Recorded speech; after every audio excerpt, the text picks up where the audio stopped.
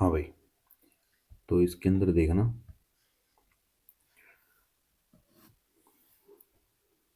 इस टाइम जो बच्चा 50% के ऊपर है, मान लीजिए आपके प्री बोर्ड्स के अंदर आपके 50% मार्क्स आ रहे हैं। ऐसा नहीं है कि अभी से अगर मेहनत नहीं करोगे, देखो एग्जाम्स के अंदर ना एक मंथ मोटा मोटा रह गया तुम्हारे हाथ में, ठीक है। और अगर उसमें 15 दिन ऐड कर लो तो वो 15 दिन भी ऐसे ही चले जाते हैं डेज। कहने का मतलब है मोटा मोटा 1 से 1.5 मंथ हमारे हाथ में है। प्री बोर्ड्स में अगर आप 50% 40% भी स्कोर कर रहे हैं तो उसका मतलब ये नहीं है कि अभी आप 80% तक नहीं पहुंच सकते। पहुंच सकते हैं, पर उसके लिए जो आपको मेहनत करनी पड़ेगी, चीज़ें करनी पड़ेंगी, वो प्रिसाइजली और ढंग से एक पैटर्न के अंदर करनी पड़ेगी। अभी अपने पास वो वाला टाइम नहीं है कि हम पूरे एग्ज़ाम्स के लिए पूरे साल है और आराम से ये रेफरेंस बुक देख रहे हैं, अलग अलग चीज़ें देख रहे हैं और टाइम वेस्ट कर सकते हैं। जो बच्चे ऑलरेडी प्रैक्टिस कर रहे हैं वेल एंड गुड, अच्छी बात है, लगे रहो जैसे चल रहे हो। जिन बच्चों का बहुत ही ज़्यादा बुरा हाल है, समझ नहीं आ रहा कैसे अप्रोच करना है, कैसे स्टार्ट करनी है चीज़ें, फिजिक्स के लिए बता रहा हूँ, बाकी आप देख सकते हो। जिन बच्चों के पास बायो है और केमिस्ट्री है, बायो केमिस्ट्री वाले बच्चे पूरी तरीके से एनसीईआरटी के ऊपर रिलाई करें, पूरी तरीके से 100%। फिजिक्स के अंदर आप एनसीईआरटी पे रिलाई नहीं कर सकते, प्रैक्टिस कर सकते हैं न्यूमेरिकल्स की, बट पूरी तरीके से रिलाई नहीं कर सकते, क्योंकि इस ईयर 50% आपके कॉम्पिटेंसी बेस्ड क्वेश्चन आएंगे।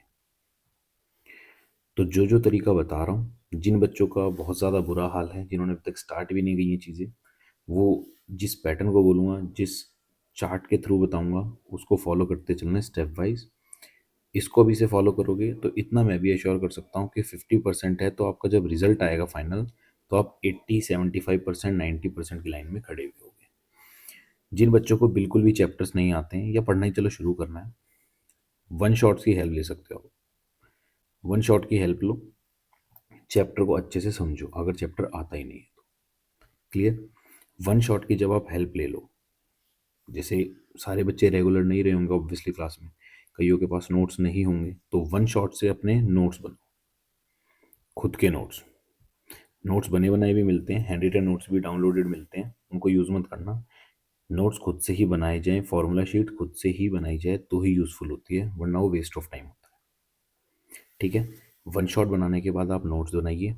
नोट्स बनाने के बाद उसके अंदर से पहले थियोरेटिकल पार्ट डेरिवेशंस निपटा लो। अब डेरिवेशंस का भी तरीका होता है, डेरिवेशंस कैसे करनी है, डेरिवेशंस को है ना 8 से 10 स्टेप के अंदर निपटाने की कोशिश करा करो। और दो, कई बच्चों के अंदर आदत होती है जैसे फाइनल रिजल्टेंट आया, ठीक है, मान लीजिए मेरे पास ड्रिफ्ट वेलोसिटी का कोई रिजल्टेंट आ गया। अब जब आप जिसकी भी डेरिवेशन सॉल्व कर रहे हो और ड्रिफ्ट वेलोसिटी है या जो भी आपका फाइनल कंक्लूजन है, उसको एक बॉक्स के अंदर डालने की आदत डालो।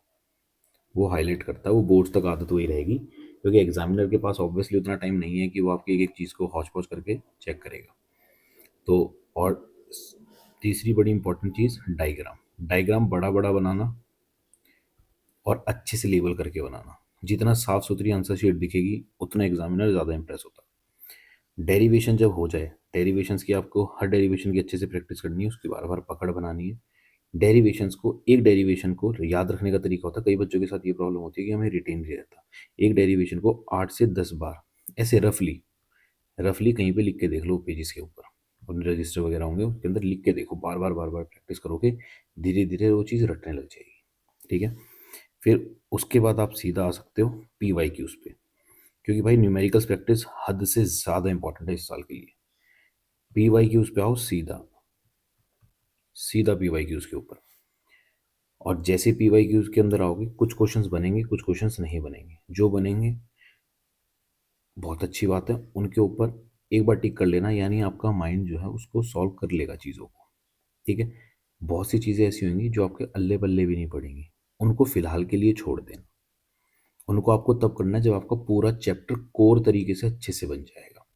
और न्यूमेरिकल्स प्रैक्टिस के लिए ना एक इससे इंपॉर्टेंट चीज़, उससे पहले जब भी एक चैप्टर निपटाओ तो अपनी फॉर्मूला शीट बना लेना। फॉर्मूला शीट आप जो नोट्स बनाओगे वन शॉट से देख के, उसी के अंदर से जितने फॉर्मूले डिराइव होते हुए आएंगे, उसके अंदर से फॉर्मूला शीट बना लेना। 1 से 1.5 पेज के अंदर, एक पेज की A4 साइज जो शीट होती है उसके ऊपर आपकी फॉर्मूला शीट बन जाएगी। जब भी न्यूमेरिकल्स प्रैक्टिस करो तो न्यूमेरिकल प्रैक्टिस करते टाइम फॉर्मूला शीट को सामने लेके बैठो। ऐसे मत करा करो कि दिमाग में याद करने की कोशिश कर ली और उसके बाद करते जा रहे हो। सामने लेके बैठो, देख देख के क्वेश्चन करो, अटेम्प्ट करते चलो। किसी में 2 फॉर्मूले लगेंगे, किसी में 3 फॉर्मूले लगेंगे। धीरे-धीरे वो आदत बन जाएगी, अपने आप वो याद होते हुए चले जाएँगे, पता नहीं चलेंगे। ठीक है? यानी कि सबसे पहले आपको जो काम करना है वो क्या करना है, वन शॉट्स बनाने हैं। वन शॉट्स के बाद उसके खुद के सेल्फ नोट्स बनाने हैं। ठीक है? सेल्फ नोट्स बनाने के बाद आपको पहले तो डेरिवेशंस पे ध्यान देनी है। और डेरिवेशन जब अच्छे से बन जाए, आपको रट जाए, बिल्कुल फिंगर टिप्स के ऊपर हो जाए, फिर आप आ जाओ पी वाई क्यूज़ के ऊपर। P Y Qs most important है, बहुत ज़्यादा करने की ज़रूरत नहीं है, हालांकि हम तो कराएंगे ही आगे, और इसके ऊपर भी वीडियोस लेंगे आगे, और अपना जो नॉर्मल चल रही है क्लासेस उसके अंदर भी आएंगी। पी वाई क्यूज़ बहुत ज़्यादा सालों की करने की ज़रूरत नहीं है, आप 5 से 7 ईयर्स के फ़िलहाल इतने तो कर ही लेना। 5 से 7 साल। अगर किसी बच्चे को नहीं मिलते हो पी वाई क्यूज़, तो अपनी अरियंत की है बुक, एक मैंने बताई हुई थी क्लास के अंदर, वहाँ से अप्रोच कर लेना, वहाँ से मंगा लेना। नहीं तो जिन बच्चों के पास मेरी वाली पी वाई की उसकी बुक है, वो उससे कर लेना। वो स्टेट बोर्ड के अंदर, उसके अंदर भी सिर्फ आपको दिल्ली बोर्ड के पहले करने, दिल्ली बोर्ड और सीबीएसई, बाकी बोर्ड्स के छोड़ देना फिलहाल। वो तब करना जब आपके अच्छे से बाकी चीज़ें होती चल जाए, आपके पास 80% सिलेबस कंप्लीशन हो जाए, तब करना हो। ठीक है? जब आप ये पी वाई क्यूज वगैरह सब करने लगी है, उसके बाद जो आपका नेक्स्ट स्टेप आएगा, न्यूमेरिकल्स प्रैक्टिस। अब ये इसके अंदर सारे बच्चे आ जाएंगे, जो पढ़ रहे हैं अभी रेगुलर वो भी, जो नहीं पढ़ रहे हैं वो भी। मैं ये सेल्फ स्टडी हटा के बोल रहा हूँ, सेल्फ स्टडी तो आपकी हो गई दिन की।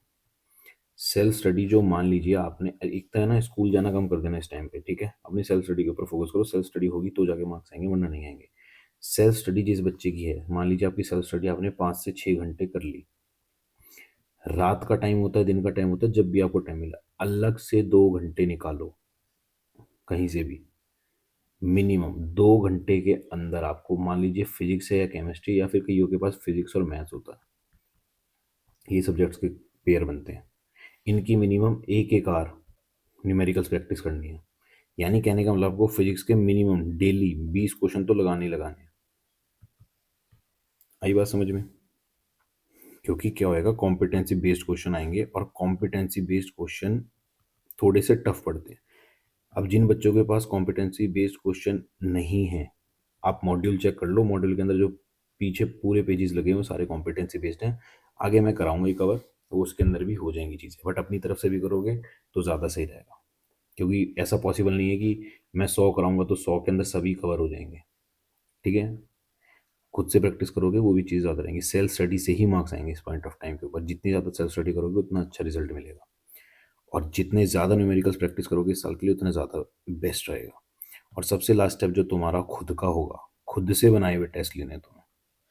खुद टेस्ट बनाओ अपना वीक में एक बार। फॉर एग्जांपल आपने मंडे से जो सैटरडे तक पढ़ लिया है, उसका संडे को खुद से एक टेस्ट बना लो,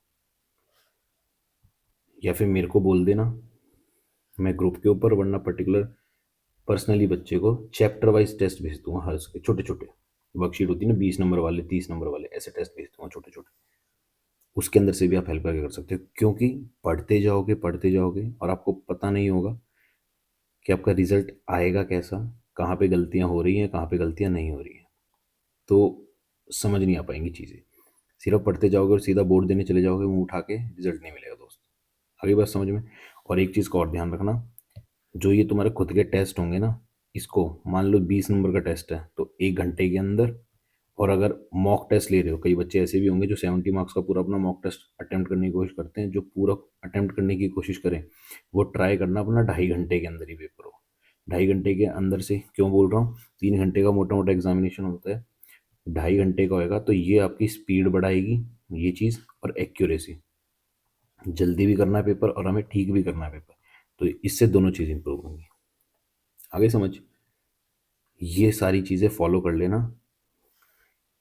आज आपके पास 4 जैन 5 जैन होगी, यहाँ से फॉलो करोगे 15 फरवरी तक डेली के अगर 20 क्वेश्चन भी बना लिए, और ऐसे ऐसे करते मैक्सिमम सिलेबस कर लिया। और एक चीज़ और, वो स्टार्टिंग में मेरे को बतानी याद नहीं रही, जो भी आप सिलेबस स्टार्ट करो हाईएस्ट वेट से करो।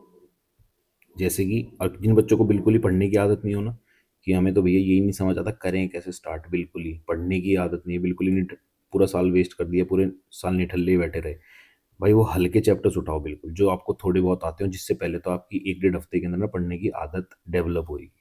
ठीक है। और जिन बच्चों की ऑलरेडी पढ़ने की आदत है, जो पढ़ रहे हैं फिलहाल 1 घंटा 2 घंटा आदत है किताब लेके बैठने की, वो हाईएस्ट वेटेज से चालू करो। जैसे पहले मान लो मॉडर्न फिजिक्स पूरी निपटा ली, मॉडर्न फिजिक्स के बाद करंट इलेक्ट्रिसिटी निपटा ली, फिर ईएमआई निपटा ली। कहने का मतलब है जो आपको थोड़े टफ पड़ते हैं थोड़ा सा लेट कर लेना, बट बिल्कुल छोड़ना भी मत। जैसे कई बच्चों को एसी टफ पड़ता है, तो उसका मतलब ये नहीं है पूरा चैप्टर ही छोड़ के चले जाओ। आ गई बात समझ में? करके सब कुछ जाना है, पेपर कहीं से भी कैसा भी बन सकता है। और इस साल का पेपर मैं पूरे साल से बोलता आ रहा हूँ थोड़ा टफ बनेगा, तो अभी से मेहनत करोगे तो रिजल्ट मिलेगा। हाँ, आप सोच रहे हो 2 2 मिनट की वो वीडियोस देख लेंगे 2 2 दिन 5 5 दिन पहले, उससे रिजल्ट नहीं बन पाएगा। तो अभी से पढ़ना पड़ेगा, ये सारी चीज़ें फॉलो कर लेना और अपना अच्छे से कर लो।